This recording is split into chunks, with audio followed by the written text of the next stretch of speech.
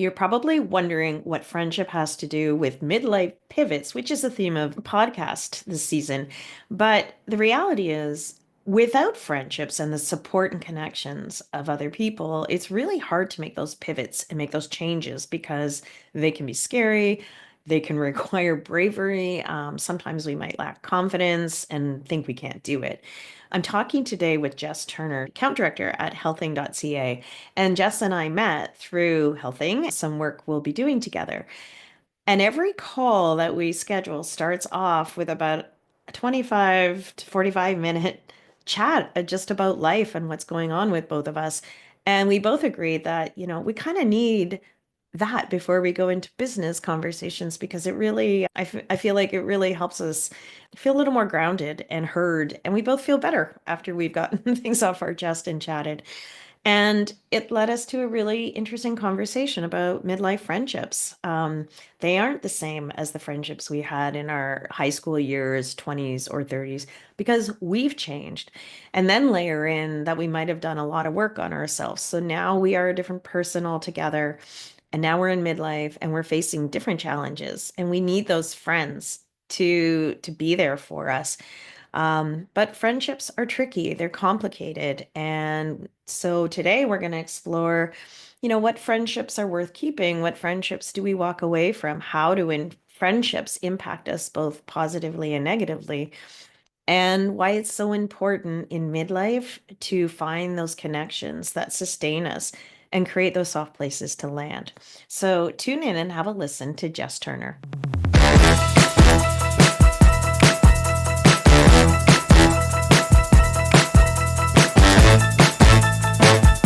Jessica. Hello, how are you? I'm good. And thank you for offering to chat with me today.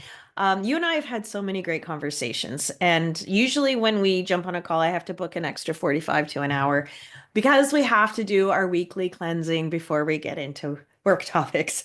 Um, so one of the conversations you and I had during a work meeting was about friendships. And I was thinking about the season of my podcast where I've in the past talked to experts about menopause symptoms and, what women go through in midlife.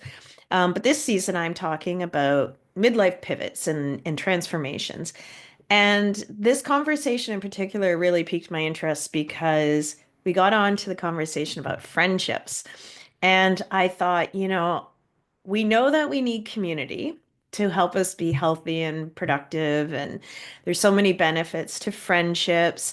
But we don't really talk about like how those friendships impact us in midlife and how they might change, transform, or disappear altogether. So I want to reimagine that conversation with you because we could have Yeah. talked for hours about it. So true. And to be honest, I don't think I even realized how important they were until you get to a certain point in your life. And, for a lot of us in our midlife, there's no crisis anymore. Like it used to be called a crisis. It's not a crisis. It is a pivot. Most of us are taking control of what we want to change. And it's sometimes not until you realize the support system you need and to be empowered enough to make those changes. Like some people are really fortunate and they have all of that from their high school friends and maybe even their family.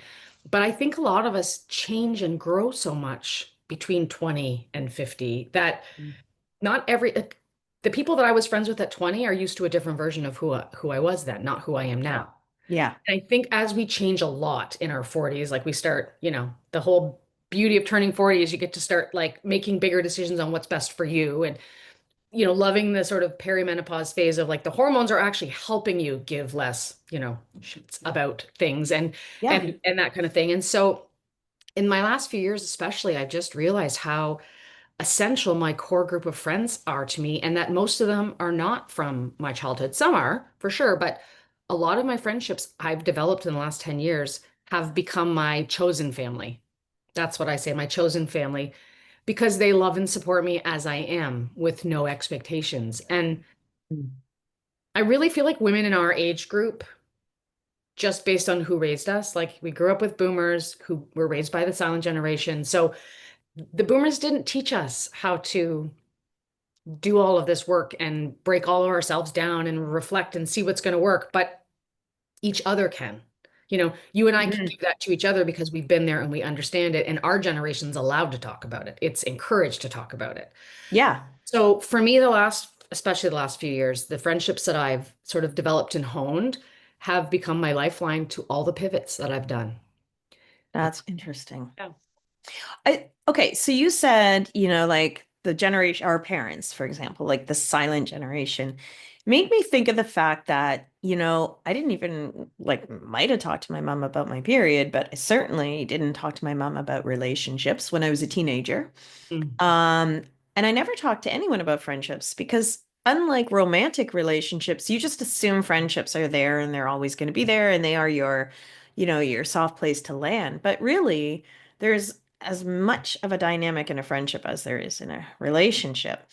Maybe even more. Well, yeah, even more probably because you sort of like, I think we tend to look at our friends as unconditional love, where Mm. we look at our romantic partner as, we got to work on this, we have to do this. But it wasn't until I think I was in my 30s that I realized you also have to work on friendships. Yes. And we hold on to friendships that no longer serve us. Right. And I think that's also a bit of a leftover from our parents' generation. Like they stayed in marriages forever, good or bad. They stayed in jobs and got the 25-year watch. We don't do that, right? Like I feel like we're constantly in a state of impermanence. And, our friendships, like I think we hold on to them too long because they are a safety net Or sometimes. stability a lot of times. They're the people who, especially the older friendships, have been with us through some of the bigger changes we went through when we were younger. And like, I think you and I talked about this before. I love the rocket ship analogy, right? Yeah. That your friends, so we're all our own rocket ship, and your friendships are your boosters. And some boosters are meant to get you part of the distance, some are meant to get you further. But there is going to come times when certain boosters fall off because they're no longer going to feed getting the rocket to where it needs to go. And that can be really hard to see it and then really hard to act on it. Yeah. Yeah. It's like when I look at some of the friendships that my friends have, and they have friends from high school. And I used to be so envious of that. I was like, why don't I have a big group of friends from high school? But I didn't have a like, I had a lot of friends, but not a group, like, not a solid core. And I still have friends from high school, but I realized that in high school, those years of my life, I was really struggling with a lot of emotional stuff that I didn't even begin to look at until I was in my 30s. So it makes sense to me that those friendships are not really there because I was a completely different Perfect. person. And it was the version of you at the time, not necessarily who you actually were. Yeah, exactly. And then I think if I got married in my 20s, I'd be divorced because I was very different in my 20s than I am now. Yep. So, like, it makes sense that, our friendships are going to evolve and drop off like the boosters. Um, but it's interesting because, like, when you have a kid, you develop a whole new group of friends called mom friends Yep. Yep. because you're brought together by this, mutual interest, which is, keeping your kid alive. And those friends are great. And I lived in a community until I moved to Hamilton where, like our street was like a nonstop. It was like going to a wedding every Friday because everyone would come out with their cocktails and the kids would play like it was the 50s. And it was fantastic. We could like relax and raise our kids and, not feel kind of left out because we couldn't go anywhere because we all had each other. But then our kids stopped coming outside and it was just the adults outside. And I think that's when we all start to realize, oh, okay, like maybe we don't have that much in common anymore. And, so nothing bad, just like, oh, okay, like, Growing apart when your kids aren't the common denominator anymore. yeah. And then when we were moving to Hamilton, like I was thinking, well, now what? Because I work from home. I don't do play dates anymore. My daughter's in high school. So all the natural places that you would meet somebody, like it's like high school, university, job, kids, community groups, they're gone. But now I'm meeting everybody in the dog park because every woman I meet in the dog park is in perimenopause and it's all Right. by talking about Exactly. Now you just have to figure out where we're all hanging out, and that's how you go. it. Go find them. But do you not find it's easier to befriend women in our age group? Like Yeah. I was at a nail salon a couple weeks ago, first game of the World Series, and I sat down wearing my Blue Jays sweatshirt, and the woman beside me was wearing Blue Jay stickers on her face. And we both looked at each other and started talking. And then we said, I normally don't talk very much when I'm at the, like, it's my 1 hour to sort of decompress.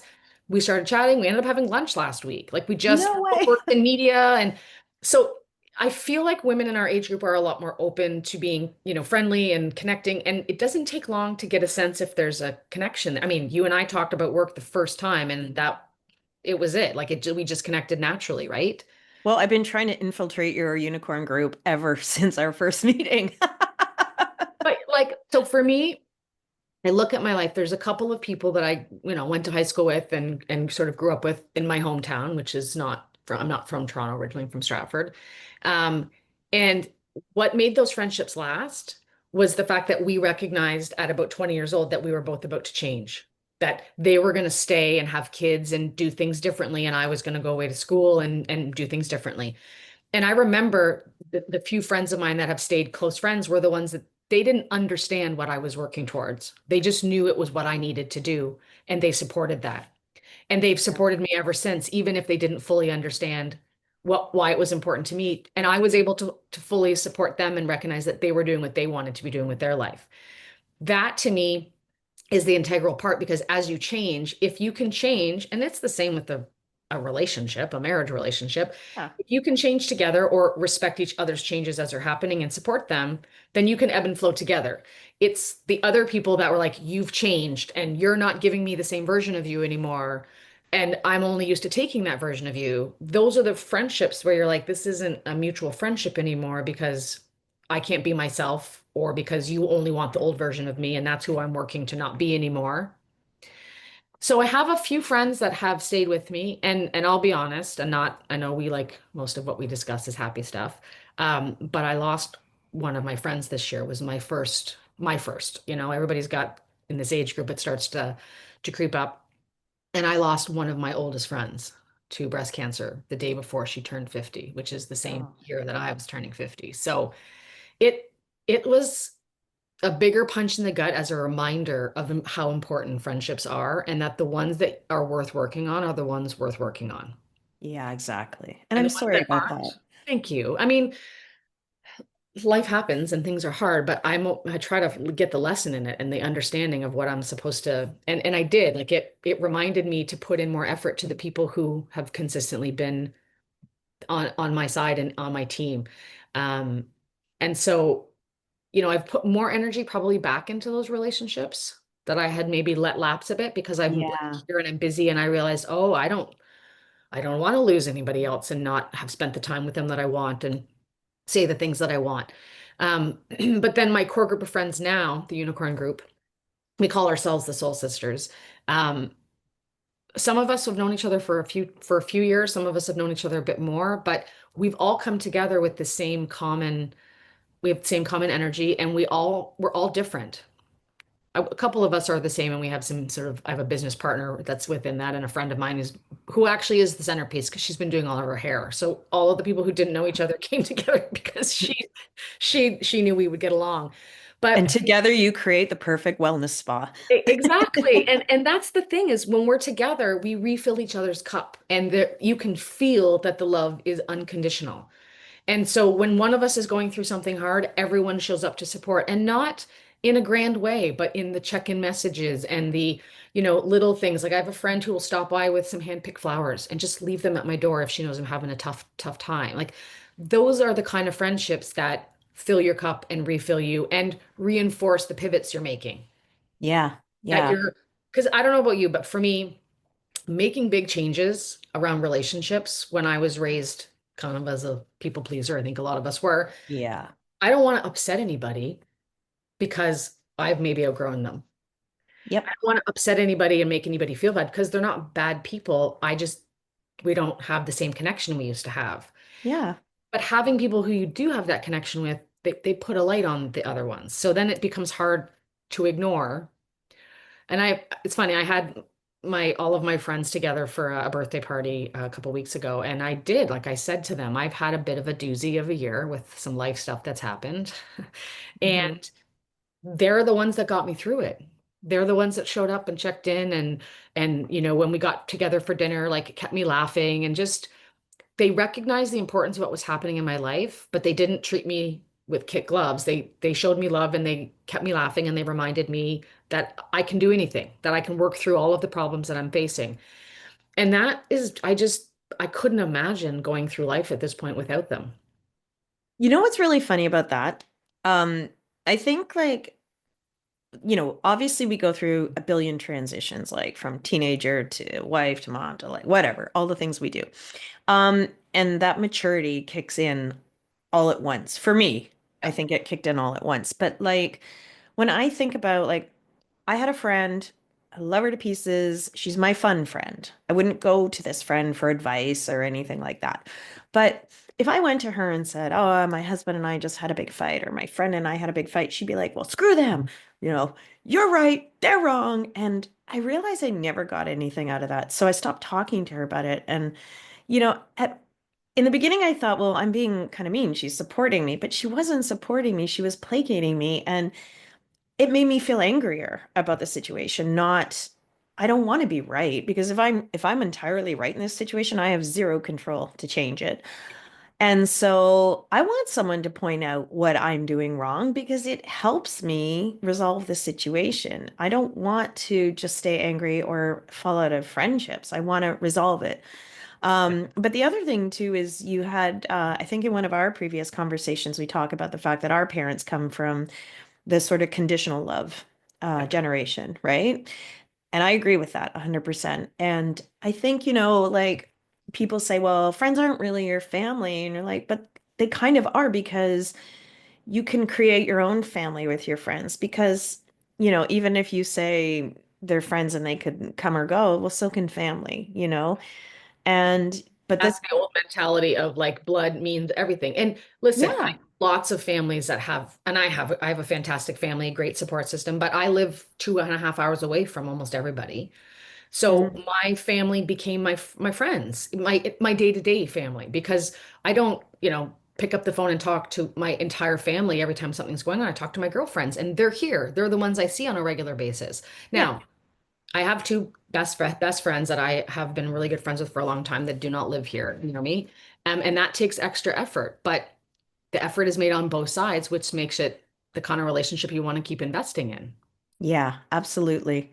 So I Yeah. think it's a blend, right? Like I have family that I talk to and I'm super open with, and then I have my chosen family, which is another group of people that I love just as much. And a lot of it, I think, as human beings, we love them also because of how they make us feel. Yeah. And so if my friends are able to give it to me, then that's great. If my family's able to give it to me, that's great. But I don't compare. I just accept whoever is able to see me and be around me and accept me as I am and love me as I am, you get to be in that circle. That's it, whether I'm blood Yep. related or not. And if you don't, then you're on the outside of that circle. And Yeah. I agree with you. It's hard to have some of those conversations, and I've had a couple of them, which is even harder because it's not something didn't necessarily happen Yeah. friendships to change. It's that you've changed, right? Or they've Yep. changed depending on. So it's tricky. And I think I know I'm really fortunate because I have a lot of friends, acquaintance friends that I know that don't have that core group and yet. And I have a lot of women ask me in their early 40s, like, when did you guys all find each other? I'm like, in my 40s. We Yeah. became that when we realized we needed it. Yeah. When I stopped caring so much. And sort of going back to what you had said about like the friend who's always angry or angry for you, like my friends and I have a rule where we ask someone will say, okay, have a situation. And we're like, okay, are we listening? Are we hating them? Are we planning, plotting against them? Like, what do you need from us? That's Hmm. amazing because sometimes you do want to just be right and have your friends be like, yeah, that person totally wasn't fair to you. Yeah. Justify. Other times you want them to be like, okay, well, sometimes you can be this way. Maybe you were doing that. You need both. You need people that can, you know, jump on whatever wagon you need them to be on. And sometimes it's being brutally honest, and sometimes it's being um, judgy with you about what's Yes. going on, right? Well, I think you're right. There's a time and place. My personal preference is like if I have a little spat with my husband, I want everyone to be like, he's a jerk and you deserve better. And. But if I was truly having a problem with him, I would want someone to help me through it. I would want Yes. them to like, because if I have a problem, that means I'm still invested in my relationship. So I don't want to just walk away and, oh, screw him. I want to work it out. And so I want someone to help me understand how to get through it, right? Like, I wouldn't go to a marriage counselor if my marriage was over. So, like, I want that brutal honesty sometimes because I know what I can be like. But you And also know who you can hear the honesty from. Like if yeah, certain people were honest with me, probably wouldn't receive that super well. But yeah. other people, I want their honesty. I want because I value their opinions and their I Yeah, respect, that's a good point. Yeah, right? there's a great quote. Don't take criticism from someone you wouldn't take advice from. Right. You Right. know, and I'm like, And that's a really good it really quote. is like I had a really big relationship that I was struggling with in the last couple of years. And I had to make a hard decision that I probably needed to end the relationship or at least temporarily end it. And it was with a family member. And it was devastating for me because that's not how I was raised. Yeah, It was my friends that kept reminding me that I wasn't the one walking away. The other person had made a choice and that yeah, was worth loving. I was worth the choice being made and they didn't make it. So that's their loss. Like, they're the ones that yeah, reminded me of that when I was struggling with it. And so it's just when you get through things and you look back and realize like your friends were there to help support you and get you to see yeah, the version of you that you needed to see to be strong enough to work through those things. Like that's what locks in the friendships. yeah, yeah. You can't imagine going through life without them. And here's the other fun thing, which is, you see these all over social media, but like men die earlier than women do generally. And so Hmm. we need our friends because there's a strong possibility that not all of our spouses are going to live as long as us. And so, my girlfriends and I are like, we're totally going to find a compound. And I'm like, hang there. Everybody talks about the Golden Girl compound, and I did hear about a village, somewhere maybe in Africa, where women are all together with the children and men only come on the weekends. I'm like, yeah. Um, but also, isn't it funny that we all talk about the Golden Girl thing? Like, no wonder that was a hit show. Right. And I just think it's funny, like in the community I just left, like women in and yeah, midlife over 40, like there was a group of women in my community and they had a really they had a fun name. They called themselves, right? And they put it on, I think they put it on a mask during COVID Yeah. and they traveled together. I mean, they met, I think, through putting their kids through like school from kindergarten. So they've known each other forever, but they met in later in life Yep. and they travel together and they like do all the things together and it's just like they're a fun group of girls, women, Yep. and the fact that they name themselves, and then the group of women I hang out with, like we also had a WhatsApp group name, and I was like, it's like the Crips and the Bloods, like Yep. it's so funny But how no one's competing. Everybody's loving. no, it's just like I like that women in midlife just can be more have more fun with their friendships. Yes. You Yes. know, like they're I mean, just we're like, I don't talking care what you think. We have a name and we have t-shirts. Like, exactly. We have t-shirts and we were actually, the girls and I were talking about getting tattoos. yeah. Like just and something small, like there's six of us and we all have, slightly different colors that are sort of our favorite colors, and that's how we differ. So like maybe we all get the same little symbol in a different color somewhere, just as a recognition that like we're always there with each other. And I think I told you about my like so my girls and I we go away once a year. Hmm. For a long weekend, we go to a spa and we just spend the weekend in our robes, decompressing and refilling our cups. And we like to do different activities to sort of remind ourselves of each year. So last year we did the t-shirt thing where we all showed up. We all brought white t-shirts. We all brought paint and markers in our colors. And then we all, put our arms and hands in paint and hugged each other. So my t-shirt has all of their hugs on me. And then they all took their markers and they wrote notes to each other. Like we all wrote notes to each other. And so we all left with a t-shirt full of love. Aw. And like I said to you, I was going through some stuff this year and when I was packing some things up in my closet, I came across the t-shirt and I pulled it out and I reread it. And I ended up sitting in my closet crying for like 15 minutes, leaving messages, sobby messages for my friends, being like, I just reread the t-shirt. It was the nicest thing you've ever said. I really needed to hear that. One of my friends said to me, you're like home. You Yeah. represent something that is safe. It's safe to come to you. You give us the truth, Hmm. you give us the support. Like, and I was like, that is the nicest thing you could say to a person. Yeah. So I feel like those little things, and so it's important to have the friendships, but it's also important to tell them how important they are Yeah. because not everybody knows how special they are. Not everybody knows how much they can impact other people and how they feel. And sometimes just being Yeah. a friend can make somebody else's day a lot better. Yeah, absolutely. Oh, and by the way, you had a math typo earlier. You said there's six of us, but I think you meant seven. Yeah. Yeah, sorry. Just There's a had couple of to honoraries that correct. are slowly like trying to infiltrate, so it might be more like 9 or 10 in the next You know, year. I will do the frosh week thing, whatever the hazing, whatever I have to do. If that just means drinking wine and spying, I'm in. It might. Um, It might be. It's not real hard to get in.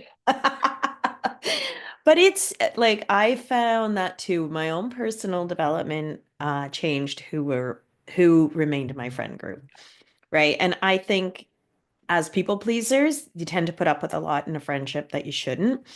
And I think we've all been there, right? And like, I remember like there were women who would criticize me all the time, and yet I was still hanging around.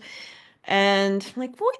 But to my face. And I'm like, there's something wrong with me if I'm allowing this. Like, But sometimes you don't see it, especially if you're used to, like things were just different when we were younger. yeah. It's not the same level of acceptability now in saying Hmm. unkind things to people. Like I love that our kids are like, you can't talk like that. Like, yeah, you're right. You can't talk like that. You can't Yeah. say things like that to people. You shouldn't. It's not nice. Yeah. So I think I'm the same. I used to be someone who, after the fact, would be like, wait a second. Yes. That was not nice what that person said or did, or the I'm tone or gonna get whatever. you. But once you start pushing back and recognizing your value and your worth and that you're deserving of friendships that are unconditional and relationships that are unconditional, once you cut that first one, Hmm. You, yeah, you get used to the idea of not just like it's hard to do it, but then how much better you feel after. right? And that it's hard, but you did it for yourself because you deserve to have a two-sided relationship. Like Yeah. it's mine. For me, it was anyone that's not two-sided, if it's not mutual, and I don't need you to give me as much as I give you, or vice versa. I just need to know the intention is in place. If Yeah. the intention is in place to be on both sides, to give when you can what you have, I'm good with that. And I need to be able to talk to you openly about things. If things are challenging, we need to be able to have an open dialogue. Yeah, of course.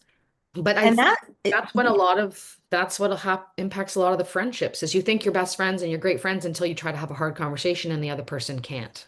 yeah, actually, that's a super good point. I lost a few friendships because, and when I think about it, I'm like, you know, this is like solid evidence that friendships are work and that they're only friendships if you're worth doing the work. And so like a couple of years ago, I heard a piece of gossip that someone had said something about me and it was hurtful, but I confronted her and she was someone, I felt like was worth talking to about it. And sure enough, as gossip goes, the story was completely spun differently. And that was not like it was taken out of context and it was not her intention. And I went to her because I felt like it really was unusual. Like, Right. that's like a weird thing for you to say or think about me. And I was really glad that I did confront her because when I hadn't confronted her, I felt really angry and hurt. But then someone gossiped about me and no one even gave me the chance. Like they just ignored me. They didn't say, "Hey, do you want to talk about this? I heard this and it hurt me and I'm just curious why you would say this." Like when someone is quick to assume the worst about you, that's like there's no work to be done in that And friendship. that I 100% that has been probably the main challenge that I've had to face too with some of the relationships is I went in assuming that they would be open to conversation only to learn that in fact they were not. And No, their decision was already made. it is Judgment done. fantastic that this generation is encouraged to talk about things more and share Yeah. feelings and share vulnerability, but not everybody is comfortable doing that. No, of course not. And I So get that. sometimes that's the issue is I also have had a few relationships that were just I tried to communicate about the issues and they weren't able to communicate. They were, and or like make assumptions about me without having a conversation. Like Yes.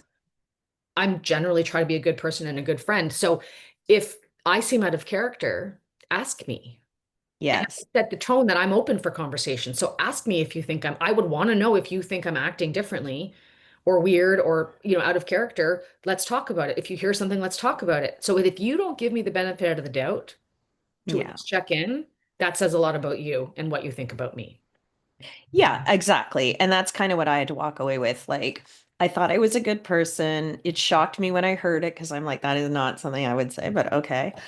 And I think I've shown you years of evidence that this is not who I am. But if you're going to hear one thing and or whatever and make that Yeah. judgment, then we weren't really friends. Or you already, or maybe you were just always looking for a reason not to be friends with me. Who knows? Whatever.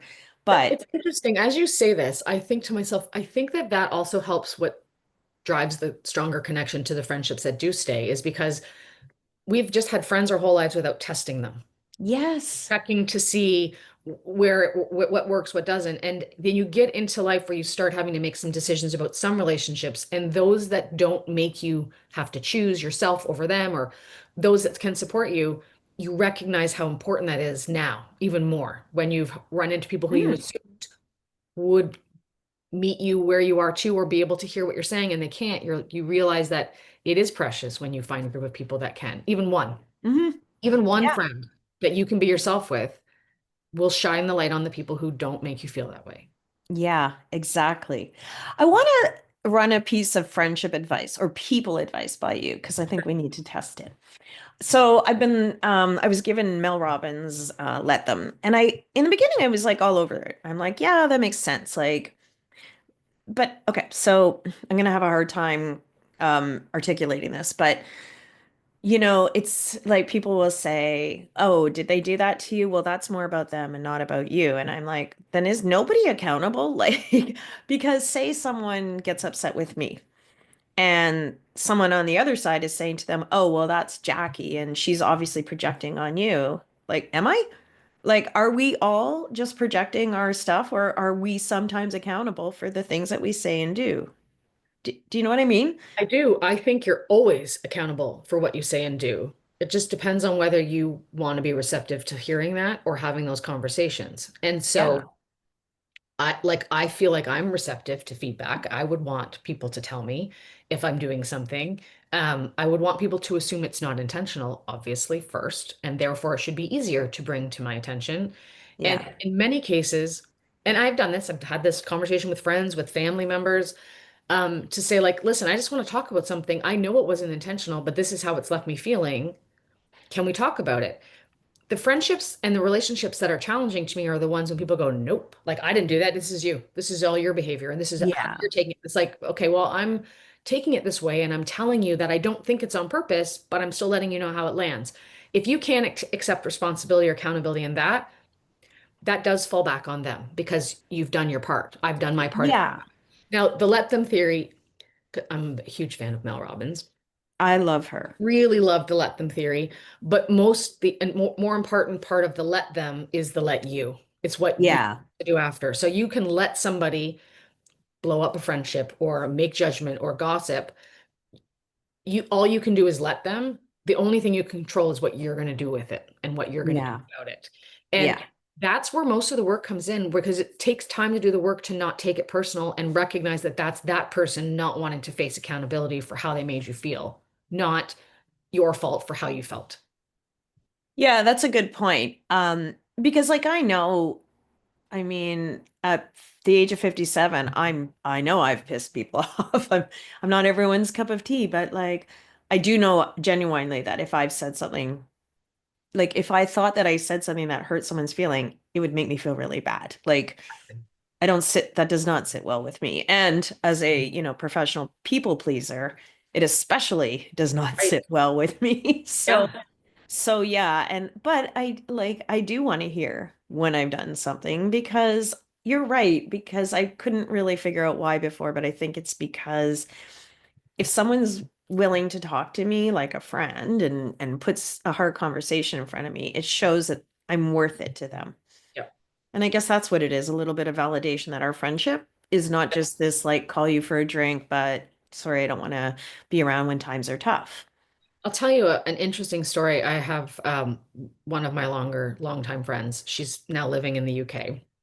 She moved a couple of years ago, but we met in college, first day of college, both moved to Toronto from small cities, and it was one of those like, hi, let's be friends because I'm terrified and you're terrified, and we've been like together ever since. Um, and when we were in our sort of late 20s, we were both going through some life stuff and some transitions that we needed to go through. And I remember her and I sitting on the back of my porch crying, acknowledging that both of us had too much stuff to be able to be as much of a friend to the other as we wanted to be. We just didn't have bandwidth to take on their stuff while also trying to figure out what to do with ours. And it was this weirdly grown up relationship conversation about, I'm sorry I don't have more to give you, but I'll be here with you while I'm working on my stuff and you're working on yours, but I'm sorry I don't have more to give. But it's okay. Like we're both just going to try to struggle through our own stuff and lean on each other as best we can and accept the fact that we don't have, usually only one of us has got chaos and the other one can be calm. Yeah. Both in it. We're still friends. Like, and we still talk about that conversation. Remember that time when both of us were like, yeah, everything's just hard and we're not going to be able to give each other as much, but we're going to muddle through life together until we get on the other side of it. Yeah. And so like that's to me what friendships, real friendships are about is it's honest. Life is gross sometimes. Life is hard. Like Yeah. I'm usually the checker inner on all the people. In the last year and a half, I didn't do as much checking in because I was needing my energy for me. 90% of my friends started checking in on me more regularly because they knew if they hadn't heard from me, something was probably up. Yeah. Others sent me messages kind of accusing me of why I was being a bad friend and not reaching out more instead of checking in to see why maybe I wasn't. Yeah. Yeah, exactly. So it's, I think the more you put in, the more you should get out to those relationships. And if you realize you're not, Yeah. then if you can have a conversation with that person, if you want to salvage the relationship and you think you can have a conversation, try. But you just Hmm. prepared that just because you've done work and you've made changes and you've become more clear in what you want doesn't mean other people have done the same work, and it doesn't mean they can meet you where you're at. They can't. They can only meet you where they're at. Yeah, absolutely. I have a friend, a good friend of mine, and like we go hiking and do like fun stuff together. And we By the way, see life, hiking huh? doesn't sound fun to It's everybody. fun. It's fun. You're gonna learn that when I become the group of seven. And so we go hiking, followed by a glass of wine. Right? Now you're Right, on okay, board. I'm following, but Um, and like we can both feel negative about life because and she's single and like we come from different perspectives a lot, but we can both feel down about it and going through hard things, but we make an intentional effort every day to text each other first thing in the morning with a nice cheerful text, a compliment, and it's just like it's such a great way to start the day, and it just takes 2 seconds. 2 seconds. And we may not talk for the rest of the day, but like it's just a nice, and when she's down or I'm down, I'll send her a Joe Shetty video or a Mel yeah, Robbins or like, here, fill your bucket. You're a great person. yeah. Or cute cat videos from Instagram, whatever's gonna Cute do cat videos, yeah. it. Yeah, But like it's just little gestures instead of the gestures that make you feel bad. These are the gestures that make you feel better, yeah. And One of the things I that I've starred doing too, and I know a lot of my friends have too, is leaving voice notes for each other because you can yeah. just feel it better when it's in Yeah. a voice. And so sometimes I'll just send a message like, I'm just letting you know I'm thinking about you and I love you and I miss you and I can't wait to hang out again and I hope you have a great day. That's Yeah. it. Like, and Yeah. I don't need a response. I just wanted them to know that they're in my thoughts. Yeah. And you're right, they go a long way, especially when you receive one Oh my unexpected. gosh. Yeah, like I do voice memos all the time and they always like gobbledygook. But I like the fact that you can hear the Yeah. tone, like I take Alex, my dog, to this beautiful park and it's like the leaves are changing and I'll send a little note saying, "Oh my God, it's so beautiful out today. Like, what are you up to?" And it doesn't have to be like a frigging affirmation you stick on your mirror. It's just a checking in. I thought Yep. of you when I woke up. Like it makes me feel better when I get her text in the morning. And if I don't, I'm like, where the fuck are you? I didn't get a text. You just ruined my day. But I had another, like, I've had friendships in the past where quite the opposite. Everything was a race to the bottom. If something was bad with me, it was worse for them. And I was like, do you really want to win this race to the bottom? Like, you can You have can it. win it. I don't want I'm it. trying to get up here. You're supposed to lift me up. Exactly. Yeah, and the thing is like life is hard, not all the time, but you can't be in your 40s and 50s and have relationships and have children and have, other relationships that you're interacting with and have life does not go perfectly all the time. No. I don't care whether you feel like you don't really have a lot of like people need you and you need people in life. That's how you support each other. That's how community, that's why Mm-hmm. community is so important. I mean, look at what happened during COVID when everybody had to stay Mm, inside. that was It awful. it was awful, but people were coming out and playing music for the healthcare workers, and people were Yeah. starting little libraries in the neighborhoods and putting stones Yeah. out, painting like it brought people together in a different way because you took Hmm. away their ability to have that community, and a lot of people recognized how important it was, and they went and found their own way for themselves, but also for people in the community that were more isolated, you know. Yeah. And it shows the impact that having a good, strong community around you, what it can do for you, whether it's anything in life, whether it's our teenage kids, having the Yep. right community to support them, whether it's us as middle-aged pivots, needing the right support. Like Yeah.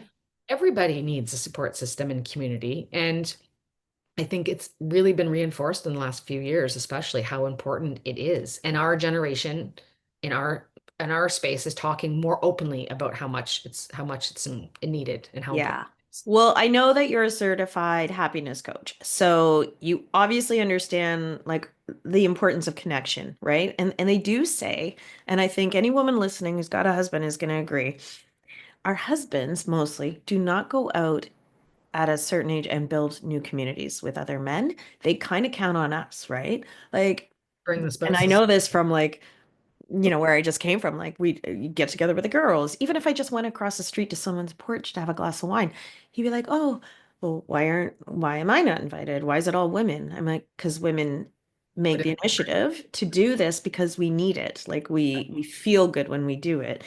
And it's not up to me to bring you along. Like you go find a friend and but guys just don't seem to make that connection and initiative as much. Not all men, but they do say, it's really important for men to have a close friendship. Yes. And even though like I would say my husband's my best friend, that's not the best friendship you're looking for. You need someone to go bitch Yeah. about me too. Like you Yeah. need I say the someone. same thing all the I'm a no, I'm great, but like I know I can still I get know we are, and like, but but you should have someone to go tell how great I am.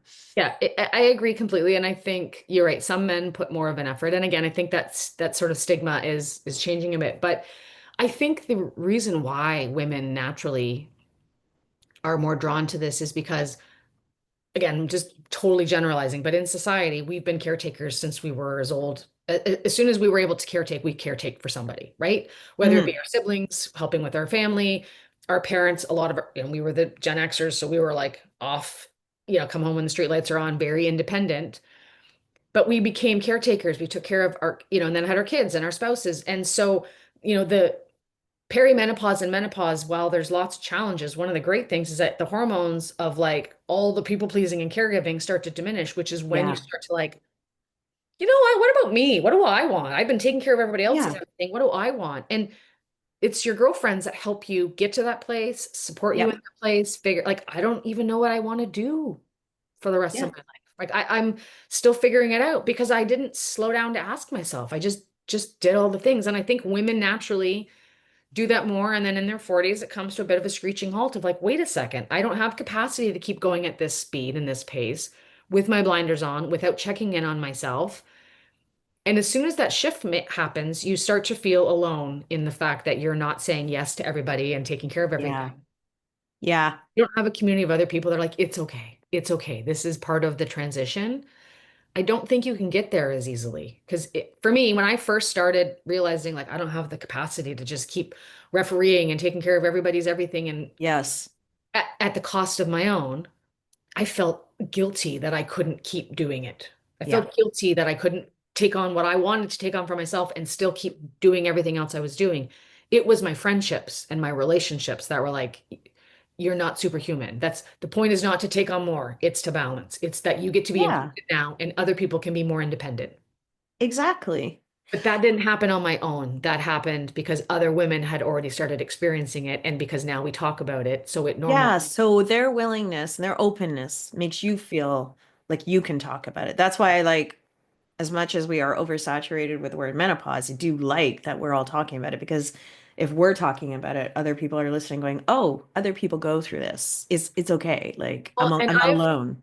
exactly. I've done a couple of, speaking engagements, and so I know we've talked about this before, and it isn't really relevant to aging and friendships, but I was diagnosed with MS when I was 35, and I'm very fortunate that it's, stayed in check and all of that. But when I was the first time I got up to speak in front of a group, I knew I had to talk about it because it was part of my story and part of what had made me who I am. But I didn't like telling people I had it because I thought people were going to think I was attention seeking because I didn't have any physical disabilities that you could see. Right. And so I pushed myself to get up because I knew that if one person felt better after what I said, then it was worth my discomfort. Mm-hmm. I got up and I started I was very mousy and like, hi. And even when I talked about it, I got quieter. And throughout it was a couple of minutes. I did okay, but I left. I was like hot and flushed and stressed out, and I thought it was Yeah. awful. And people just kept coming up to me and saying, "Thank you so much for sharing that. I know someone that's struggling with it. I know someone that's just been newly diagnosed, or I love somebody that's living with it. Would you be willing to talk to them?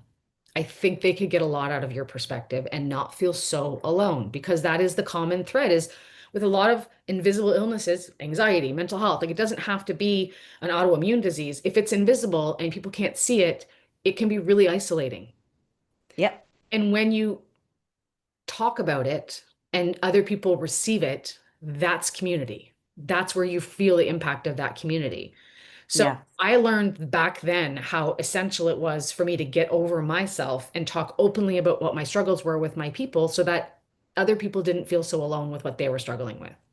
Yeah. And Yeah. that is what I think forms our communities because now that we talk about it, other people want to come and talk about it too. Yeah. Yeah. It's funny. This is a pivot from our conversation path. Yeah. It's not a midlife pivot, but there is something about authenticity and honesty in midlife that hits me differently now. Yeah. And you being honest about what you've gone through, especially when it's a medical condition where you're probably going to get a lot of criticism about like treatments and diet, like all that stuff, right? You're opening yourself up to judgment. I get it. I think like when She 2.0, when we started, I had a partner and we were like, well, if we're doing blogs and everything, what's the tone of voice? Because there's two of us, like, and we're very different personalities. So how do we present? And I've been carrying on since my partner left in that kind of not corporate, but safe tone of voice. And about when we moved to Hamilton and I was redoing my office, I'm like, oh, I love that I'm podcasting in this gorgeous little cottagey office instead of with a toilet behind me or spiders coming down from my unfinished basement. And I was like, I have all this great content and I have all these notes because I'm ADHD. They're everywhere. I'm like, oh, I haven't done the blog post on that and I haven't done that. And why am I not doing that? And I have a friend, Kathy, who's like super honest but positive and like productive. And I think it was Kathy and I talking, and she's like, your best posts are the ones where you let your hair down. And I said, I'm too scared to do those. I hate doing video. I hate seeing myself on video. I don't even listen to the podcast. Like I edit it and I make notes on where I have to edit because I don't even love hearing my voice. And I was saying, but I don't think my opinions are popular. Like, not popular. I don't think people are going to want to hear this or it'll offend somebody. And then I thought, what the hell am I waiting for? Like, there's so much information on menopause. You don't need me to like, virtue signal about the positivity of what is not always a positive experience. And I started changing like slowly. I don't want to shock everybody with like corporate jockey to like shock jock Hammer Jackie, yeah. jackhammer. But I've been writing more like being honest about it, right? Like I wrote a post on a hall pass and what I went. That's where the strength comes from. Like Yeah. that's the part is if you're not yourself, then people can't properly connect with you.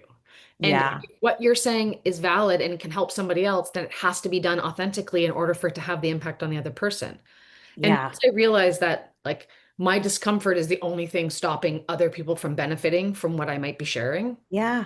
it helps to break it down. And again, you look at someone like there's Mel Robbins, there's the holistic psychologist, there's Peter Crone. Like Yeah. people are drawn to the style that they're drawn to. So you may not be for everybody, but if you're your authentic self, then you're never going to have to question if you're doing it authentically. The right people Yeah. will be drawn to you.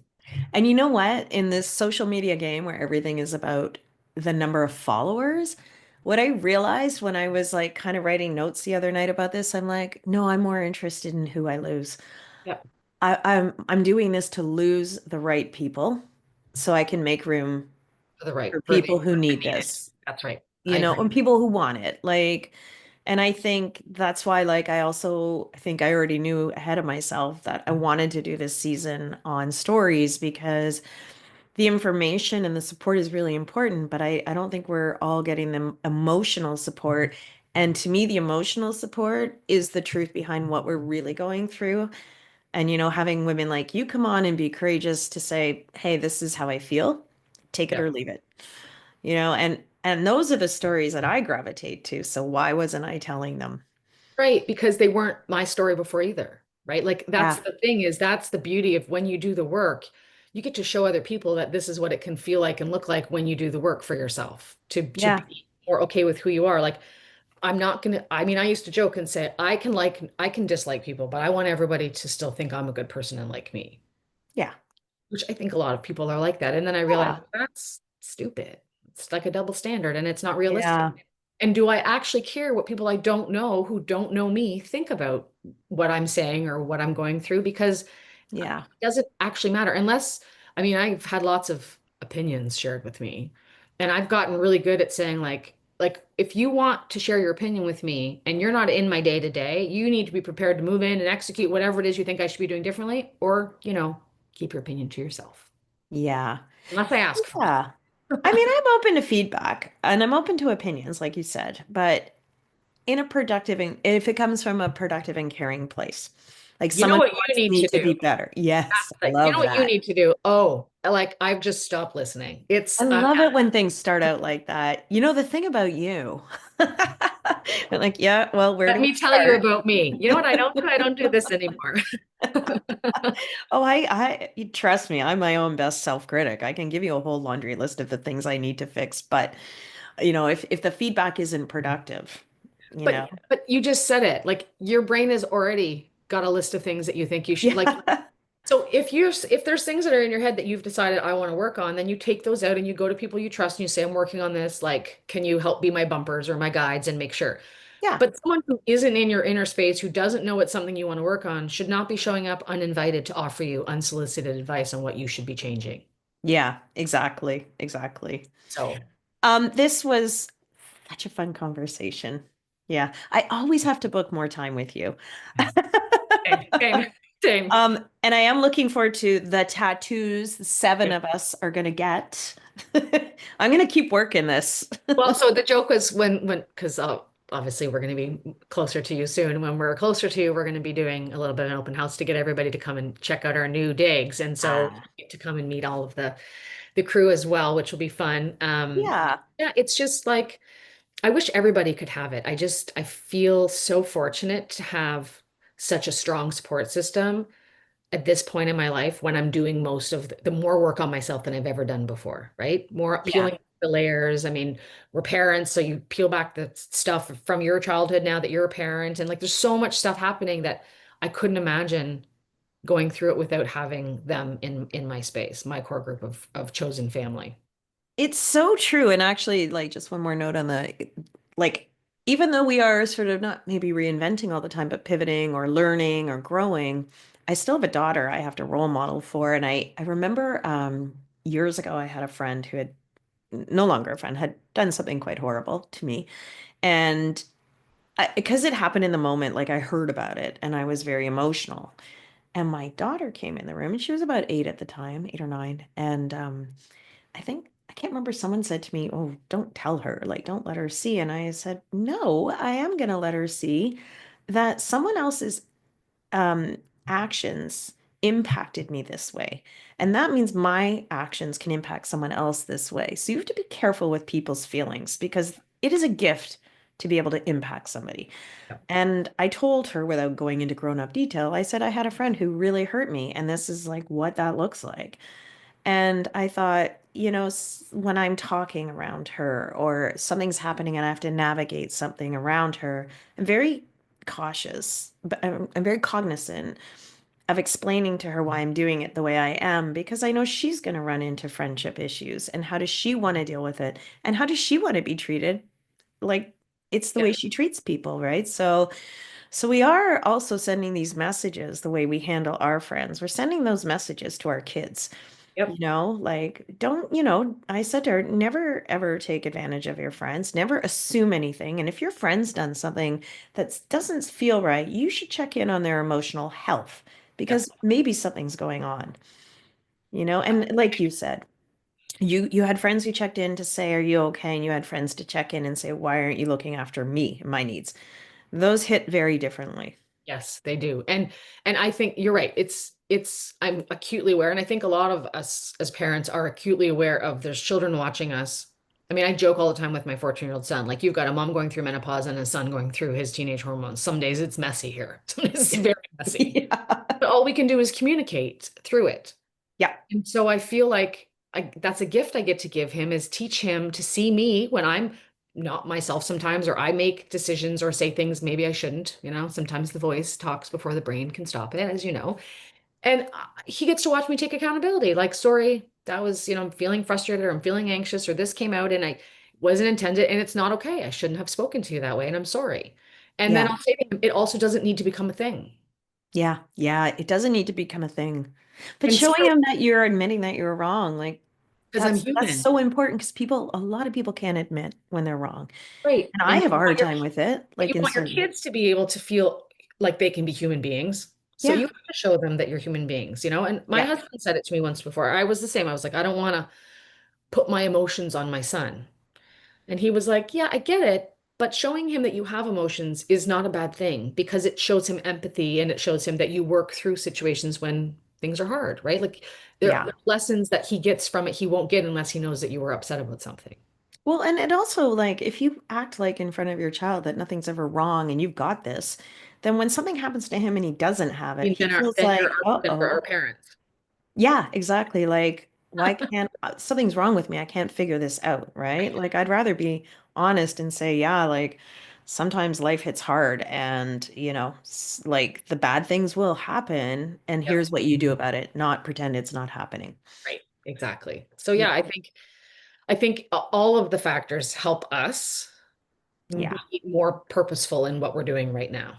We're doing it Yeah. for us. We're doing it for our parents and our family members. Hmm. We're doing it for our children. We're doing it for our friends that are good friends who know how to do it. And we're doing it for the friends who don't know how to do it yet. So, like, we're still caretaking a ton of people, but we're bringing them along with us for our journey as we pivot and change and showing them that it's possible. Like, you Yeah. can change, you can pivot. It can be small, it can be big, it can be terrifying, it can be exciting. Hmm. It can Yeah. be all of them. But life is still worth it if you're willing to take some risks and go after what you want. And you don't have to know what you want today. You just have to be willing to ask yourself what you want and be willing to chase it when you figure it out. Yeah. And I think you're right. Having that community around you is what allows you to, not allows you to do it, but helps, Encourages and makes you inspires you feel to do it. safe. It makes you feel safe to do it. It's safe for me to jump because I know I have a safe landing. Yeah. Yeah, exactly. Or Very like my soft place to parachute. land. Or like a parachute. Yes. Yes. Yeah. But I Although do I love would the never rocket jump out of an analogy. I would never actually jump out of an airplane, so I don't actually need them to parachute. Don't worry, that will not be on our list of things to do. I'm never jumping out of a I'll take plane. pictures from the ground of other people that want to do it because some of my Yeah. friends would do it. I'm like, I'll take your picture, but no. I'm just gonna AI myself into a picture of me doing it. That's Thank awesome. you, Jess, for talking Of about course. I'm this. so glad. Like So glad. this is a conversation that never gets old and it should be talked about. So thanks for being so honest. Of course. Thank you for having me. All right. And you'll have me soon at the spa group. That's Yes. right.